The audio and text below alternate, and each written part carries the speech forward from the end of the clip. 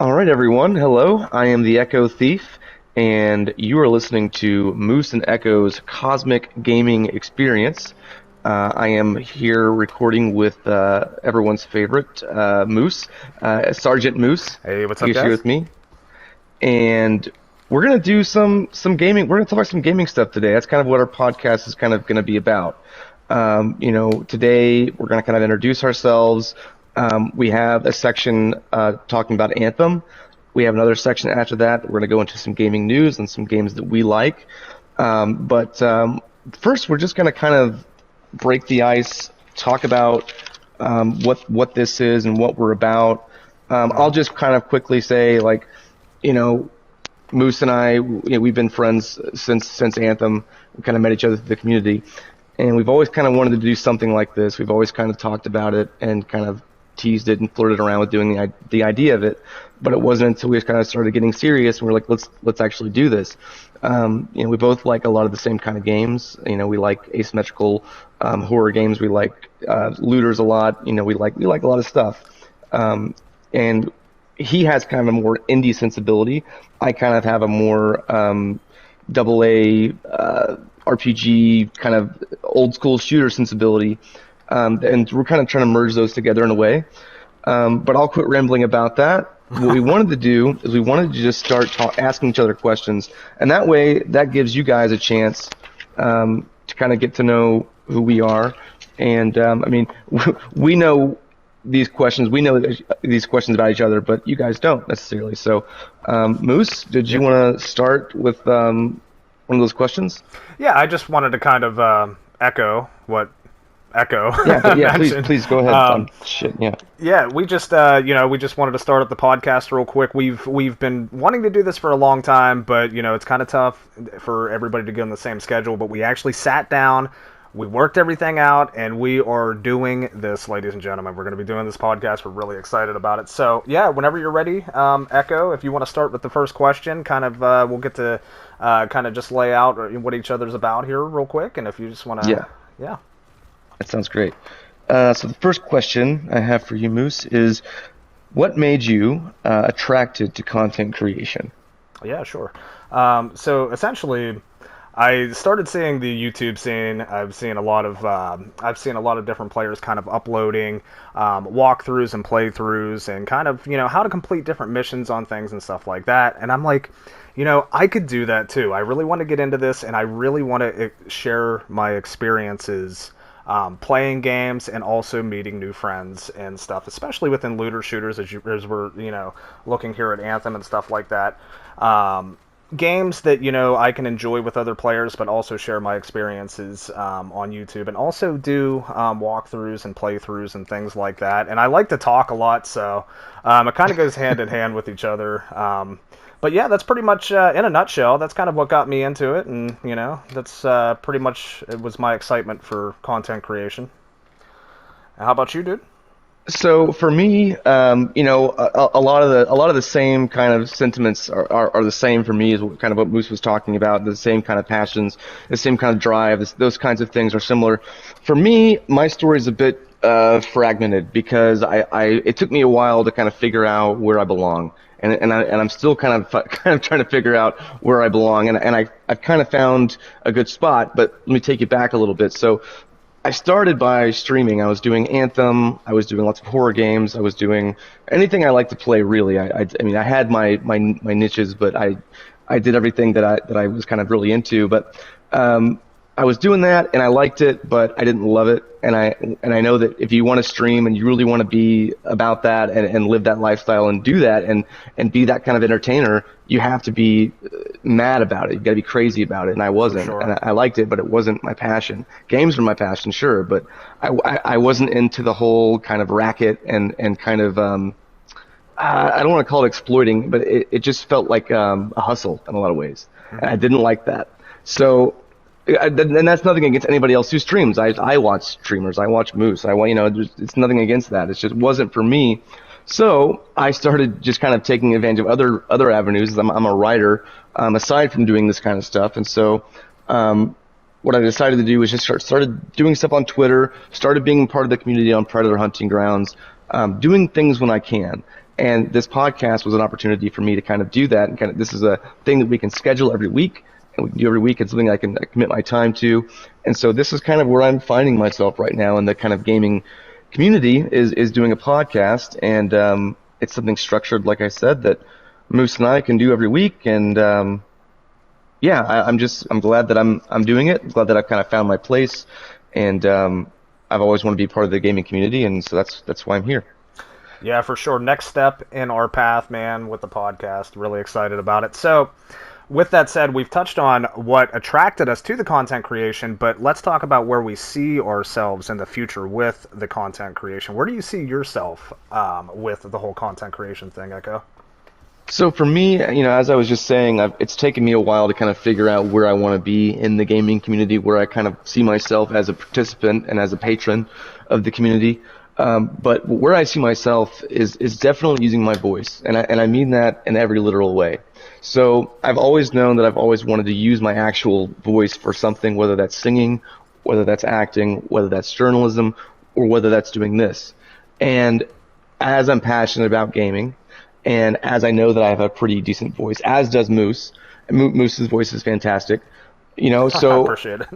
knowing that, I was like, well, okay, we know we have to combine these two things. So for right now, combining my voice and gaming and, opinions, intellect, all of that stuff, I see myself kind of progressing in those avenues. Now that could lead to a lot of different things, and that doesn't mean it's just going to be a podcast and that's what I'm always going to do, but I'm in the right avenue. I'm in the right street where I want to be, where I see myself going, by using my voice and being a part of gaming. So yeah. What about you? Yeah, for sure, man. So pretty much the same thing. Now, interestingly enough, whenever I broke into content creation, I didn't like using my voice much. I just wanted to play games and just wanted to kind of do that kind of thing. But whenever Right. I kind of realized after a while that it wasn't going to work just sharing raw gameplay of games. So I started using my voice a little bit. And once I started gaining a bit of a following, people have came to me and they've said, "Man, you have a radio-esque type voice," and I was like, "Wow, really? Okay." So it kind of extended my passion for it a little bit more, because then I decided that I really wanted to use my voice, in some fashion in gaming, and which is why we're doing the podcast thing now, because Right. it gives us a chance to use our voices a little bit more, but at the same time interact with the community and stuff. So yeah, in the future, that's where I see myself going with this. Maybe stepping back from just streaming raw gameplay and stuff, but more or less of talking about games and discussing games and things like that in the future via podcast and things like that. So yeah, that's what I'm looking forward to. Awesome.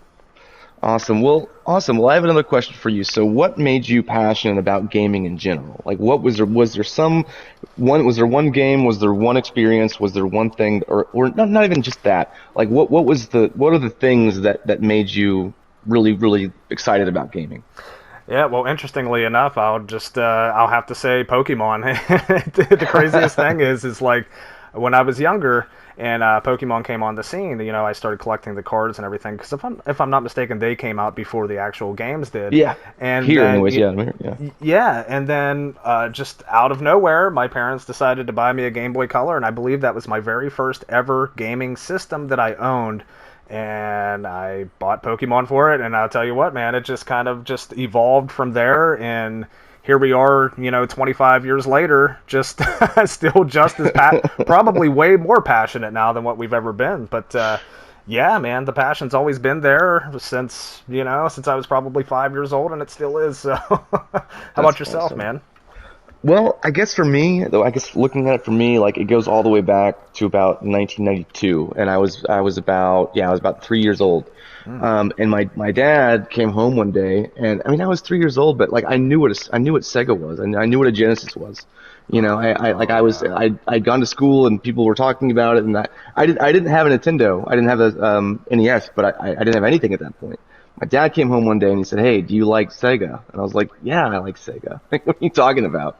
And so, he brought one home, and of course, I think it was the one that came bundled with Sonic the Hedgehog. So, Oh my my fondest goodness. memories are sitting on the couch or on the set end of the bed with my dad playing Sonic the Hedgehog, And then later on, and I just loved it. I was always all into it. And of course, later on, I got Battletoads for Genesis, and I got all other kinds of great games, that I cherish today. But later on, I got indoctrinated into the PC gaming stuff, and I would kind of be hunched over my dad's shoulder while he was playing Doom and other first person shooters of that era of the mid 90s like Quake and Doom. And so I got that experience, and that was just fun being in the dark with this bright screen in front of us and just trying to get to the next door or the next stage.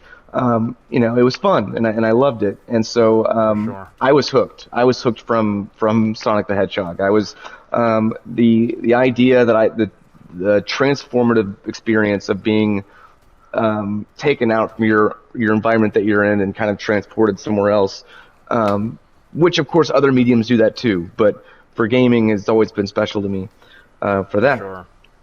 And Um, what a way to break into gaming with a Sega and Sonic, man. I'll tell you what. yeah, That yeah. is very exciting. Makes me feel old. That's more than anything, but yeah. Yeah. So we have one more question before we go ahead and break in to talking Anthem a little bit. Echo, what is your favorite genre in game? I know that's kind of that can to sum that up can be a little bit difficult, but Sure. what do you have for us? So, well, okay, I'll do my favorite genre first. That's a good place to start. So, I think my favorite genre is probably going to be shooter, and that sounds generic, and that sounds like oh, everyone loves Call of Duty, everyone loves guns, everyone. Well, yeah, they're fun. It's fun to shoot things in games. It's It like is. Yeah. I sometimes feel guilty about that, but at the end of the day, it's like, you know what, man? It's like as human beings, we're wired to have violence in our lives in some sense. Like whether it's Exactly. vicariously through watching entertainment. It's like back in the Greek ages in Rome, it was the gladiators and all that. So it's like this is nothing new. Violence has always been a part of our culture, but that's not the reason I love gaming. But as far as genre goes, I get the most kick out of the shooter genre. But I do love RPGs a lot. But if I had to pick one, it's definitely FPS. Now, my favorite game of all time is going to be in the shooter genre, as we were just talking about. And I kind of say this: my favorite game of all time, technically, is Dragon Age Origins. That's an RPG, Good but one. it's right next door to Fear, which came out in 2005, which in my opinion is the best first person shooter ever made. But yeah, I would say definitely. I hate to break it into two different games, but Dragon Age Origins is one of the best RPGs, the best RPG I've ever played, and Fear is the best first person shooter I've ever played. So that is my answer. And what about you, Moose? Yeah, I definitely can't argue with you on Origins, man. Absolutely incredible game.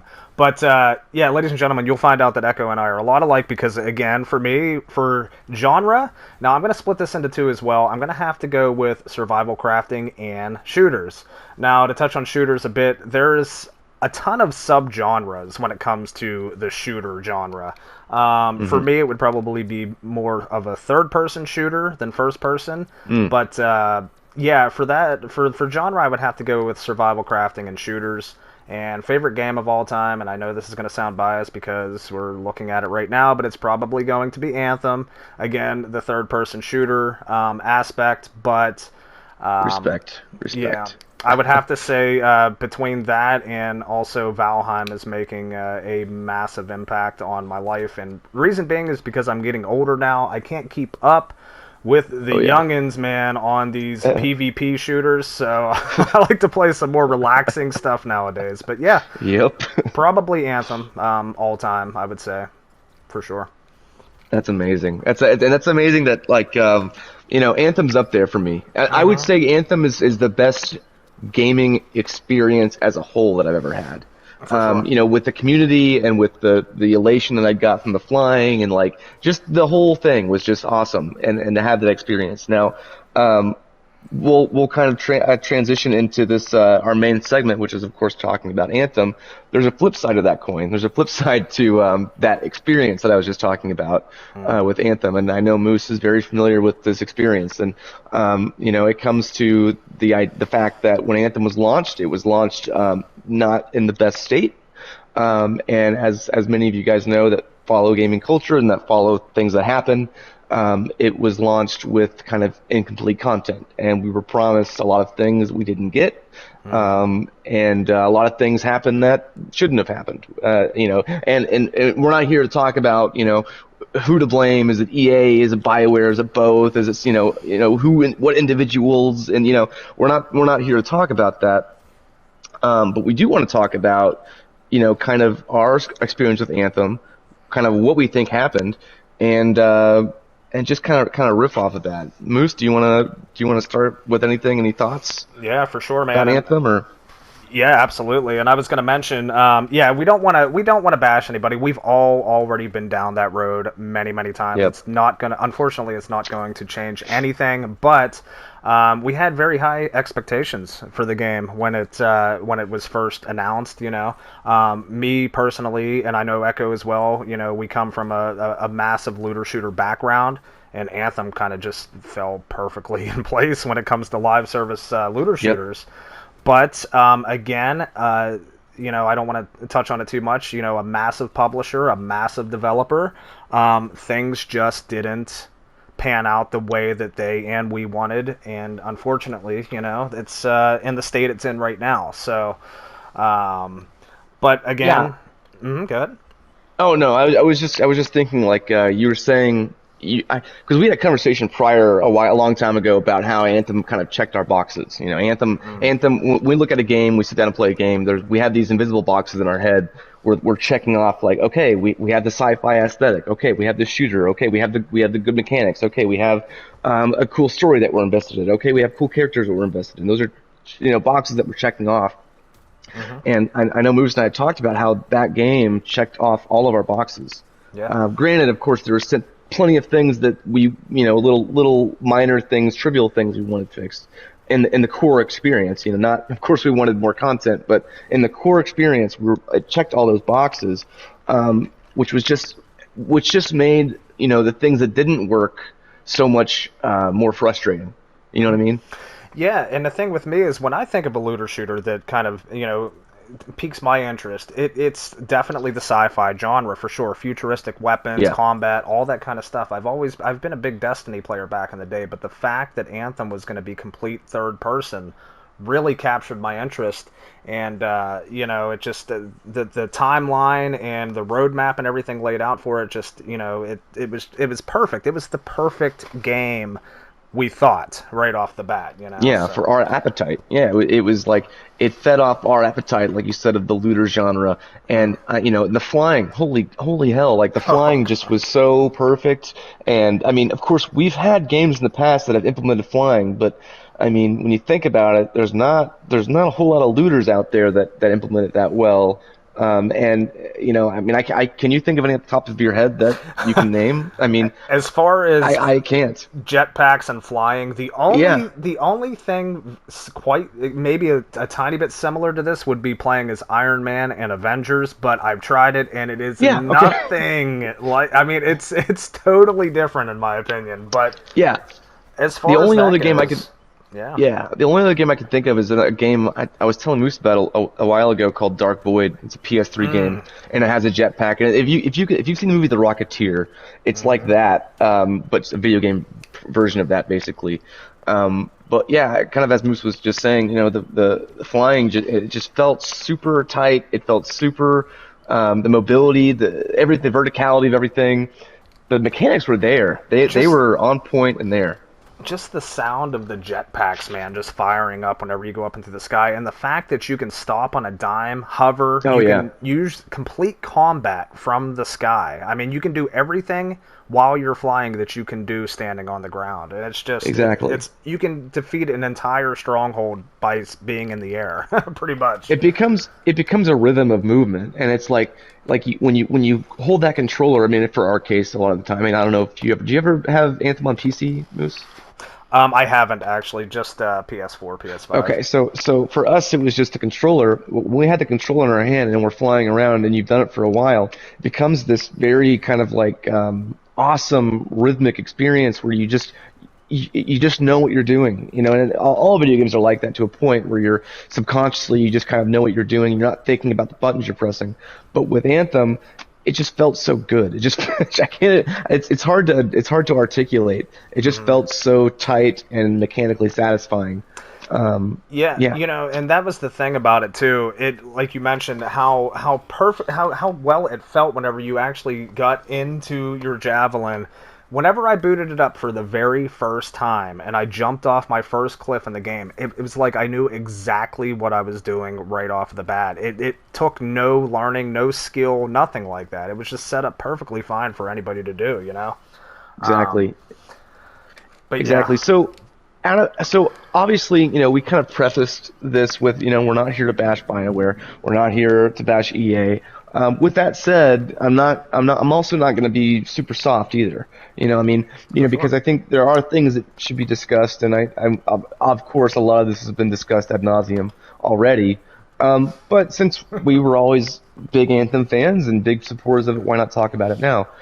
So, Moose, out of everything about Anthem, and of course, we said before that we're not here to get angry or get upset or blame any particular person or company.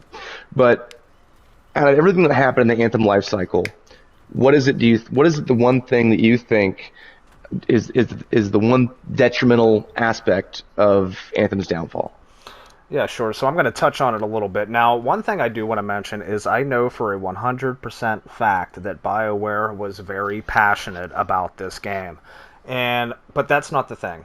Okay, so Anthem's been teased and in development for probably about 4 years before it was released. Unfortunately, from what I believe and what I've gathered, BioWare was given a deadline, to where the game had to be pushed out and had to be ready to go by the certain time. And I understand that, I get that, but what I think is they just did not have enough time to perfect it, work out all the kinks, kind of create a timeline, a roadmap, and things like that. I don't think they had the time to do it. And they released it in the state it was, and after that, it was pretty much just cleanup mode. Let's try to fix it as it's going here. And unfortunately, I don't think they were able to keep up with the demand that was required. And sadly, it's a business, and when things aren't working out, you just have to shut them down and move on. And I think that's what happened with Anthem, unfortunately. What about you, man? Yeah, I'm kind of right there with you, man. I think a lot of people that play Anthem that are fans of Anthem, and a lot of fans of other games that do this too, they like to blame particular people. They like to blame particular companies. They want a scapegoat. They want an answer for what was the thing or the person that made this such a awful, not awful thing, but a thing that was so problematic. And unfortunately, and well, actually, fortunately, the world doesn't work that way. Mm-hmm. There are things like companies, and these companies make money, and these games have shareholders, and these games, there's lots of little intricate things that go on in these companies. And with Anthem's case, um, with BioWare and EA, there was some miscommunication going on, I believe. There was probably some leadership issues going on. And again, I'm not here to throw fingers at who is who and who did Mm-hmm. what. I'm just saying that probably happened. I mean, from all Exactly. we've read and all we know, which is a lot. There's a lot that's public. A lot of things just didn't go well. And when you have bad leadership and you have some things like bad communication going on, and you have that in tandem with a company that's trying to make money and that's relying on these quarterly kind of reports that that those are numbers that they're looking at. They're a company, they're a business. And so Exactly. when those things don't mesh, or one's operating well and the other isn't, that's a problem. And so with Anthem's case, I think it came down to that. um, and Uh, we'll talk more about this at length later in another episode probably, but right now what we're going to do is we're going to take a quick break. Then we're going to jump right into our short coverage here of the Outriders DLC that's coming, an update, and we're also going to talk about Predator Hunting Ground stuff. Oh, it's gonna So be spicy. And we're excited to talk about the brand new World Slayer update coming in Outriders on June 30th. It's launching. Now, I know we've been waiting quite some time for a big content update from Outriders, and pretty exciting throughout the trailer. But yeah, taking a look at it here, guys. Echo, I know you're an big Outriders player too. What's your thoughts on the expansion coming up here Well, soon? it looks cool. I mean, I watched the trailer yesterday actually, and it looks cool. There's a lot of flashy stuff going on. They've got lots of promising features that they're bringing, with the new class and all of that. My Outriders experience was generally pretty positive from the beginning. Now, of course, there were lots of server issues and lots of technical issues that they've since fixed. But, for the most part, I really enjoyed the gameplay. I enjoyed the story. However, after that initial kind of excitement of like getting getting the weapons you want, kind of kind of getting a build that you liked, and after you've beaten the story, I kind of lost interest, and I lost interest for a few reasons. Number one, I thought that the level design, the world design, it was too fragmented. It wasn't connected enough, very linear. And then secondly, there just wasn't enough to do. I didn't think there was enough going on, enough new to do, and there wasn't enough that I didn't have a pull to kind of get back in there every day and play. That said, though, trailer's promising. Trailer has a lot of cool things in it. Only problem I have is the price tag. I'll let Moose talk about that first because I have a few things to say. But go ahead. Yeah, so I wanted to mention the price for the World Slayer update is $40 US. Now, that is a little bit steep in my opinion as well, but to touch on what Echo mentioned, Outriders is not a live service game. They did mention right off the bat, what you see is what you get in the package, and if we decide to make a DLC down the road, we can, but at the same time, I totally agree with what you're saying, because I'm used to live service looter shooters, and Outriders did not have the best launch by any means. And unfortunately, it took them a pretty lengthy amount of time to get everything kind of worked out, and they lost a good bit of their player base because of it. But with that said, I still have high hopes for the World Slayer update. It does look promising. Of course, it's just a trailer. Trailers only go so far. We'll see how it actually looks on June 30th whenever it drops. So. Yeah, I think, and I just want to add one more thing. I think that's a definite fair point that Moose is bringing up, and the fact that it is not, in fact, a live service game, and that's that's an oversight that I made because the other thing is it's like, okay, well, if you're not a live service game, then what exactly are you? Because there's been a few games coming out every now and then that kind of look like a live service game, kind of sound like a live service game, but aren't a live service game. You know what I mean? Exactly. I'm not saying that this is a criticism. It's just kind of like, okay, well, what kind of game are you trying to be? But with that said, like Moose was saying, there's always room for growth. There's the stuff they're showing us looks very cool. And so, I'm gonna wait to weigh in and stay optimistic. But at this point, we're going to go ahead and hop over into Predator Hunting Grounds news and coverage. Moose, do you want to kick that off? Yeah, absolutely, guys. So just to finish up on the Outriders, guys, we'll cover it more down the road as we see more of it. And yeah, today is the 2-year anniversary for Predator Hunting Grounds. So let's go ahead. We're going to jump into that just a second, guys. Let's move on over to Predator Hunting Grounds. All right, guys, we are back, and we're going to finish this episode off by talking a little bit about Predator Hunting Grounds. Today, it has been 2 years since release. Very, very awesome game. Moose and I both supported it. We both played the heck out of it. It's just very cool that it's been 2 years. The amount of content they put out. It's been a little rocky at times, as Moose and I were just kind of talking about. But hands off to Ilphonic. They are, in my opinion, probably the coolest dev team I've ever had the pleasure of talking to, interacting with through social media. Their community managers are fantastic, and their mods are fantastic. But Moose, did you want to talk a little bit about Predator Hunting Grounds? Maybe what your favorite experience is, or kind of what your favorite part about it is? Yeah, absolutely, man. So yeah, I just wanted to start off by saying too, happy 2-year anniversary to Predator Hunting Grounds. I can still remember back in the day, March of 2020, I think it was, Echo and I jumping into the beta for the first time, and super, super stoked about it, man. Like, it's all we talked about for months until the beta dropped, and, continued after that. So, and here we are 2 years later. Yeah, it's been a little bit of a rocky going here with with PhD, but nonetheless, still a super fun game. Consistent DLCs, roadmaps and stuff like that. And as Echo mentioned, the developers are very vocal with the community. The most Very, yeah. vocal developers I've ever And interacted with friendly, by far. yeah. Yes, absolutely. So yeah, I just wanted to, I just wanted to make a quick, favorite part about the game too. Honestly, I would have to say how you can kind of role play from both sides. I kind of like it Mm. because, there's some folks out there that just want to be the vicious predator, man, just feel like the 87 hunter, and just go hunt everybody down. But then there's also that aspect of people that want to take the predator down, man, have that satisfaction of killing the big bad extraterrestrial beast, which, I like That's both right. sides of it. So, yeah, exactly, man. And just the customizations and different, different changes you can make to your characters to kind of make them unique, make them yours.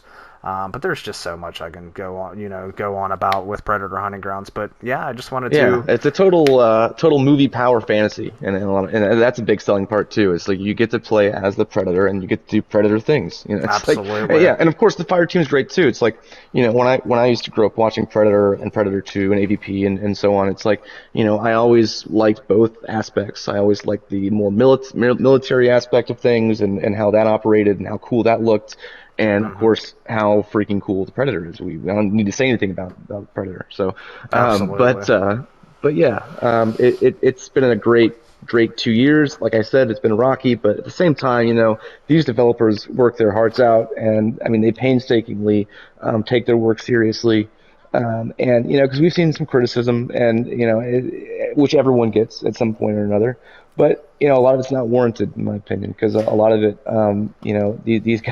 these guys care. These guys really care about the product and they care They about do. the community.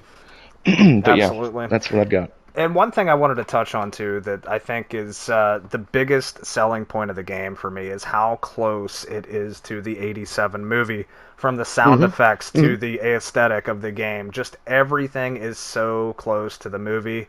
And, Totally. from playing Concrete Jungle and AVP 2010 and all that stuff, this game, when you jump into the Predator in this game, you feel like you are the Predator. It's as close as you can get, so. Totally, totally, and I'll probably get crucified for this, but even me, a person who prefers Predator 2, the film, better than Hmm. Predator 1, I know that's blasphemous for a lot of people, and I'll get crucified for this. Oh, But definitely not, even man. even with that opinion though, like I don't care. Like I don't need a concrete jungle map. I don't need a Predator 2 map. I don't need, because they've done so well at capturing the essence of what that original film was.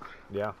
So with Predator Hunting Grounds, the fact that it captures the essence of that first film so much is incredible. And coming from a person like me who actually prefers the second film better, and I know that's blasphemous to a lot of people and whatever, I get it. But knowing that, I still can massively appreciate, and I can still get very much into the world that they've created based on the first film, and that I don't even need a concrete jungle. I don't need a city map. That's not the game.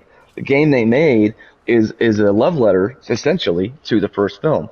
But yeah, that's all I've got on PHG at the moment.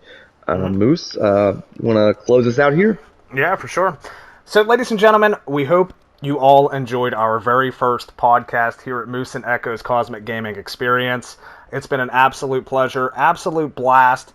We're going to be we're going to be doing the podcast on Sunday nights, uploading on Mondays, just every single week. So definitely stay tuned for that, guys. And I'm going to go ahead and throw out my Twitter handle as well at Sergeant_Moose, and Echo, yours as well.